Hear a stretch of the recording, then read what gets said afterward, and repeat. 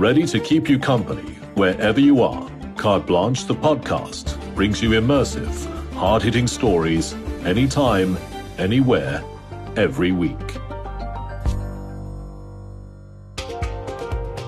It's the start of a brand new week, and with it comes a brand new episode of the WholeWeek Wrap with Daily Maverick and Carte Blanche. Here's what's coming your way. As government pushes ahead with its car power ship plans, potential funders are getting cold feet. Business Maverick journalist Ray Mahlaka explains why. Then it's the peace mission everyone's talking about. But beyond the chaos, we ask, what did the African delegation actually discuss? And it's a win-win-win in the fight against fraud and corruption. I think a lot of companies will think twice about missing red flags going forward because there is now huge financial consequences if there is wrongdoing. Join us as we get you up to speed on the latest news. So you're the car power ship go-to guy, and I've been itching to chat about this controversial deal for some time. Clearly, government is extremely eager to get this whole thing off the ground, but financial backers are now, backing out. So why are banks and other big players so wary of the project? I mean, we first had ABSA really backing the car power ship or showing a willingness to back the car power ships project back in 2021 when the government finally selected car power ship as a source of emergency energy. Then we have DBSA, the Development Bank of Southern Africa, which is a state-owned development bank. And also we've had Standard Bank also showing an interest in financing car power ships. But many of these banks are now pulling away from wanting to be part of car power ship. Presumably they're backing out because the deal has been controversial since 2021. I mean, the deal has been marred by corruption allegations, and that taxpayers will be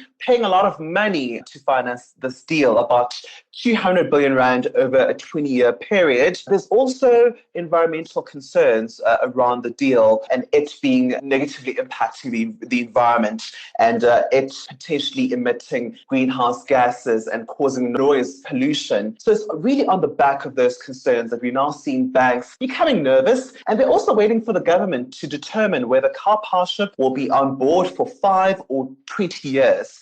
So there's still a lot of outstanding questions around this deal. Does that even make financial sense from a feasibility perspective? I mean, cutting it down to 5 years, considering the setup costs that go into this? Not for car power ship. They initially agreed for a 20-year period for the contract. And in the first 3 years, assuming that the government finally accepts car power ship, for the first 3 years, car power ship will not be making any money out of this contract. But after year 3, then they'll start making, a few millions. So a 5-year period for car power ship won't make sense, financial sense for car power ship, because it is really hoping for a 20-year long period so it can make a lot of money, beyond year 3. I read somewhere as well that just in terms of recuperating that investment will take decades. So, I mean, a 5-year contract really is just, it sounds absolutely farcical if you really look at it. Over a 20-year period, a car power ship has projected that it will make about 70 billion rand in terms of profits from the contract alone. But, if the government opts for a 5-year period, then, those profits that car power ship expects, they really hang in the balance. And I mean, it's undeniable, that South Africa needs a fix for the worsening energy crisis. But is car power ship the only option? I mean, what else can we really do? Not at all. I mean, you are starting to see the government embracing renewable energy as part of its energy mix. South Africa in recent years has become a formidable solar energy provider. We are seeing that there is a lot of interest in South Africa, from renewable energy players to really provide power to the government. I mean, after all, South Africa is rich in sunshine, and you are seeing a lot of solar energy players coming on board.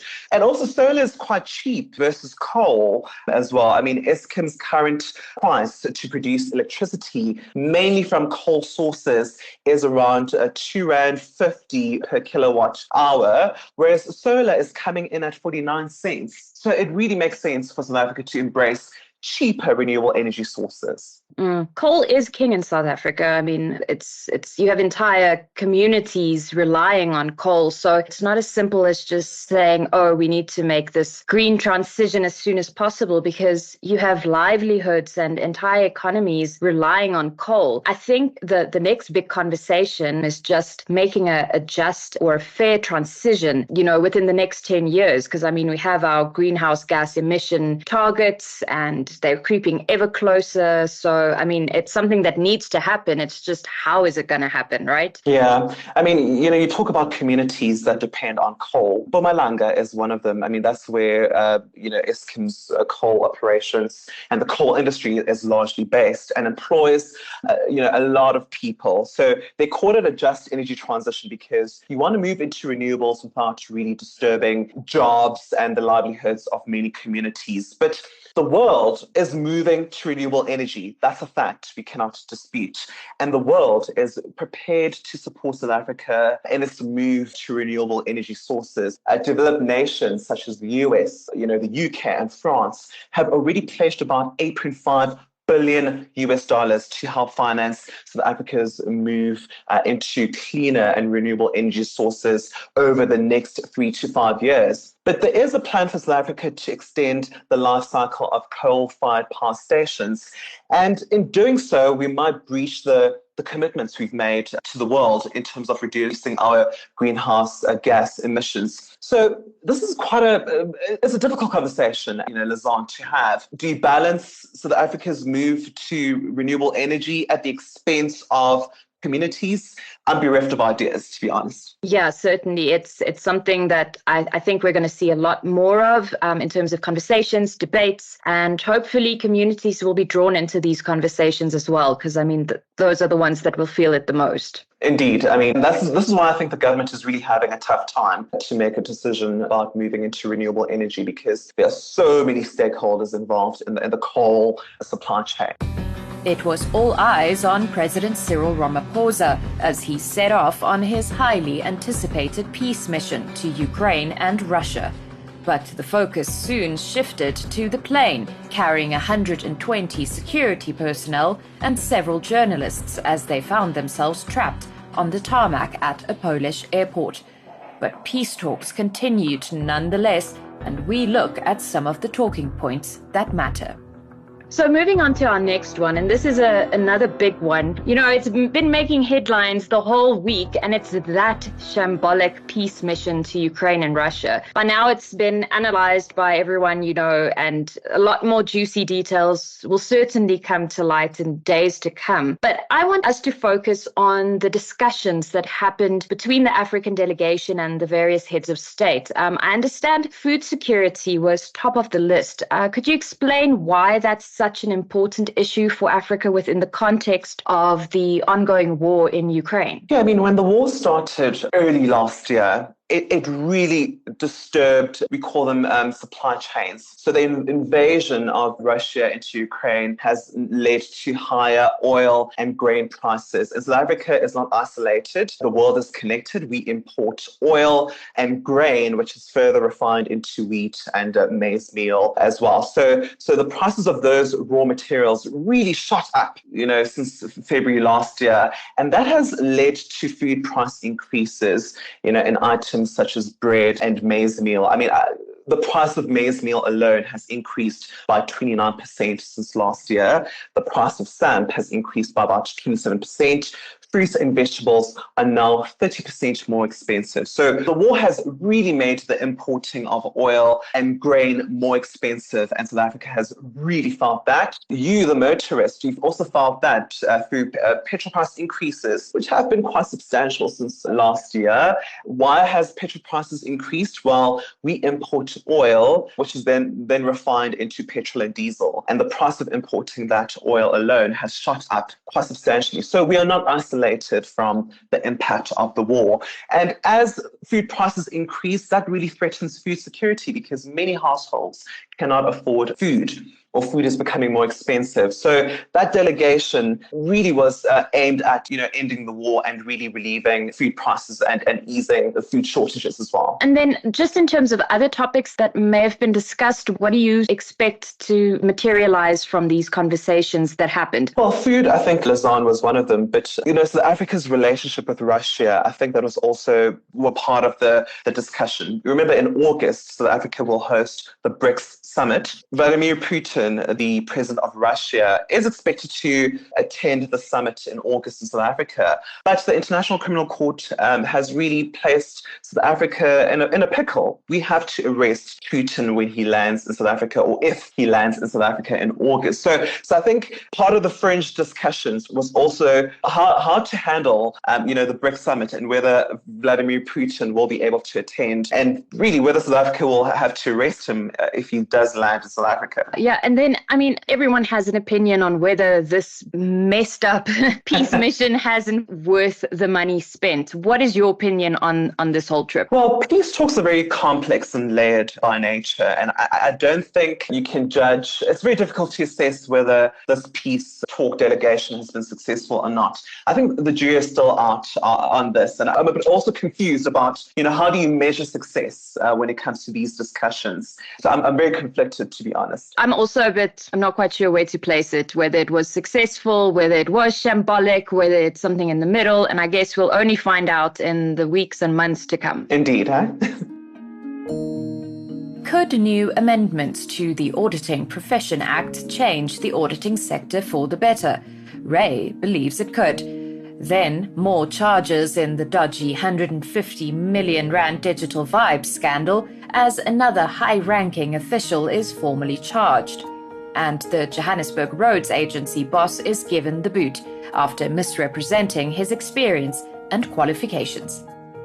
So on to my favorite part of the show, and it's our green shoots section. And our first story really has such far-reaching implications for our country. Last week, government approved amendments to the Auditing Profession Act, which upped the maximum monetary fines for dodgy auditors and auditing firms from 200,000 to a staggering 25 million rands. So tell us why everyone should care about this. Well, over the past few years, we've had many accounting scandals. There was Steinhoff, there was Tongaat Hewlett, there was VBS, there was African Bank, and many, many, many others. And in those cases, auditors who are responsible for the financial books of those companies, they dropped the ball. They missed many red flags. And in some cases, they said the financial statements were kosher, everything was fine. But we know very much that many things were not fine at Steinhoff or Tongaat Hewlett and many others. Under the previous regime, individual auditors and audit firms could be fined up to 200,000 rand if they were found guilty of misconduct and if they missed red flags in many of their audit procedures. Now, 200,000 rand, it was seen as a slap on the wrist kind of fine because many of these audit firms have a lot of money. They could easily pay off 200,000 rand and move on. But over the past few years, there has been a greater call to really increase those fines to deter misconduct or acts of misconduct. Now the fines have been bumped up to about 2.5 million rand for individual auditors. So that has been designed or made to deter any acts of misconduct because, the consequences would be too large. They come in a financial form. So that's really the history with this. Whether we will see lesser acts of misconduct, I think is yet to be seen. The auditing industry is still processing the implications of increasing such fines. Do you think that this latest amendment could bring the industry back into line eventually? A lot of people are still debating whether, such fines will have a chilling impact on the auditing profession. And I think also the unintended consequences is that it might actually deter people from taking up the auditing profession because of the major sanctions if you do make a huge mistake. But I think a lot of companies will think twice about missing red flags going forward, because there is now huge financial consequences if there is wrongdoing. I really hope it deters them and actually kind of pushes them to do things the right way again, because I mean, the auditing sector certainly hasn't walked away from state capture squeaky clean. Not at all. And also South Africa's auditing standards and auditing industry was ranked quite high many years ago. In fact, we were revered, but those auditing scandals have really lowered South Africa's position in terms of auditing standards globally. And then we have to quickly touch on two other positive developments. Firstly, we're seeing some results from the Digital Vibes tender fraud matter, as the Department of Health Communications Director Popo Maja appeared in court on corruption charges. It's alleged he paid 2 bribes of about 15,000 rands during the bidding process. And then we also saw the fake doctor at the JRA getting the boot after Daily Maverick revealed he allegedly bought his honorary doctorate. So overall, a win for truth and justice this week. Indeed. And as journalists or media practitioners, we want our work to have impact and lead to change or justice. I know Carte Blanche has many moments of its work having impact and change for good. But, in South Africa, we don't see justice often come through. We're seeing a lot of, wrongdoers getting away with skullduggery. But it's really nice to see that there are moments of good justice happening. And, our work as journalists leading to change, such as, in the case of Digital Vibes and the Johannesburg Road Agency former boss, Tapo Mahokane, who faked his qualifications and also forced people to call him doctor when he actually wasn't a doctor. Yeah, no, definitely well done on exposing that. Thank you. And Digital Vibes, only, the former health minister, Zweli Mkhize, has really faced consequences, and to see more people actually being held accountable, I think that's a good thing, hey? Definitely. That's what we want. We want accountability, and we definitely want more of it. Indeed. Well, thank you so much, Ray. It's been absolutely wonderful chatting to you. I'm so happy we finally got into car powership, because it's such a hot topic and everyone wants to understand it. So thank you so much. Thank you so much, hey? Have a lovely week further. You too, Lizanne. And that's a wrap. In case you missed any of our previous chats with Daily Maverick, you can find them all on Carte Blanche, the podcast, available on Spotify and all major podcasting platforms.